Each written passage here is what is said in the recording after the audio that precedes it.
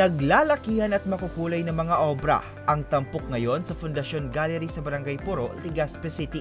Ang mga obrang ito ay gawa ng local artists na sina Maya Munoz, Alfredo Losoriaga Jr., Granny Man at Maria Gabriel Tuazon. Kakaiba ang mga nasabing obra dahil gawa ang mga ito sa recyclable materials, gaya ng The Project ni Losoriaga at An Easy Charm ni Tuazon.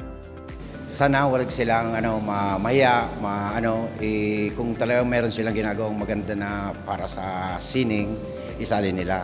Kasi ako nga, first time ko din pero naglakas loob ako. Pagkatapos sabi ko, baka lamang mapansin ng mga taong aking ginagawa. Kaya maraming salamat. Doing art, sana perming inspired magibo and perming isipon na pag nagibo ng art, igot ng meaning kunata, igo siyang purpose. Kung nata mo siya ginibo. Bako sana so nagibo kang art just for the sake of doing it. But sana permi igwaning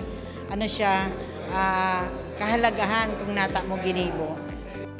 Ayon naman kay Munoz na siyang curator ng aktibidad, bukod sa kumita, layunin nilang maibili ang talento ng mga Albayano sa larangan ng sining. Every time, you always want to, like sa Bicol, dakuluno ng artist digtio, wala sa nasindang chance to show in a nice space, right? So part of it is we want artists to come, see the space, baka ma-inspire ka, right? And then let us find you or you find us, and then we'll see what we can do, diba?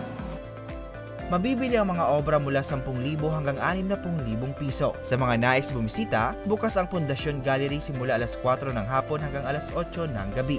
Magtatagal ang art exhibit hanggang Nobyembre 28. Para sa mga balitang Tatak Bicol, Hercules Barbacena.